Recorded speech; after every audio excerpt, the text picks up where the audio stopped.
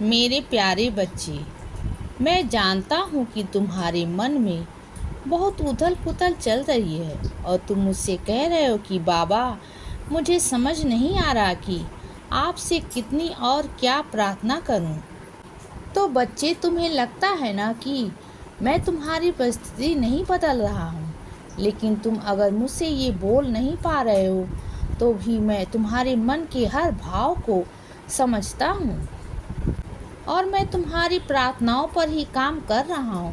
तुमने जो मुझसे प्रार्थना की है वह पूर्ण अवश्य होगी। इस बात पर विश्वास रखो और दूसरे क्या कह रहे हैं इस बात पर ध्यान मत दो, क्योंकि मैं उन्हें स्वयं जवाब दूंगा। मेरे बच्चे, मैं जानता हूँ ऐसी परेशानियों के बीच तुम्हारा मुझ पर विश्वास रखना थोड़ा कठिन होता है, लेकिन अगर तुम अपने नकारात्मक विचारों को छोड़कर मुझ पर पूर्ण विश्वास करोगे तो तुम्हें हमेशा मेरे होने का एहसास होता रहेगा। चाहे तुम मुझ पर विश्वास करो या ना करो, तुम मेरे बच्चे हो और मेरी जिम्मेदारी हो, इसीलिए तुम्हारी हर खुशी का ख्याल रखना मेरा फर्ज है। और जिनसे तुम प्रेम करते हो वह इंसान के अंदर भी तुम्हारी तरह खूबियाँ और कमियाँ हैं, इसीलिए जो जैसा है उसे वैसे ही स्वीकारो।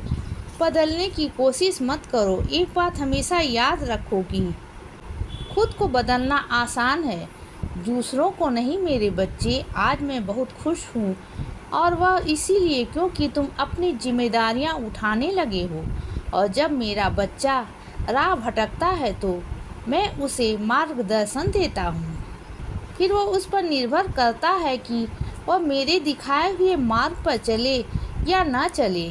तुमने मेरे मार्ग पर चलने का प्रण लिया है और ये देखकर मैं बहुत खुश हूँ।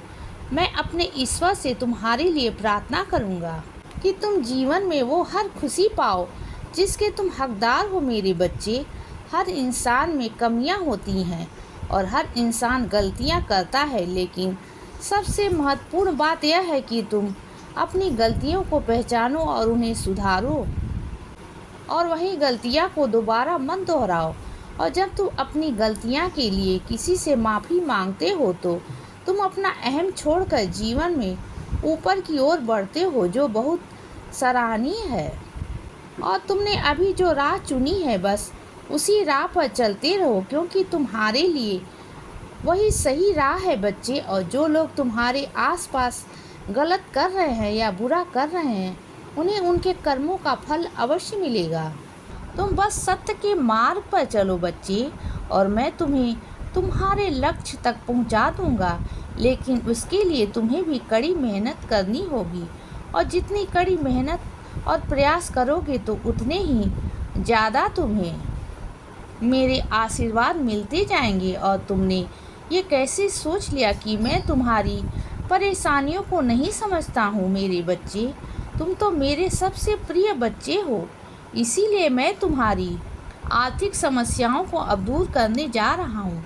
जल्द ही तुम्हें धन लाभ होगा। और अगर तुम अपने घर में माँ लक्ष्मी का हमेशा के लिए वास चाहते हो तो इस मंत्र का जाप करो, ओम श्री लक्ष्मी नारायण नमः। तुम्हें लाभ होगा। इसीलिए बच्चे, सदा खुश रहो और हमेशा मुस्कुराते रहो।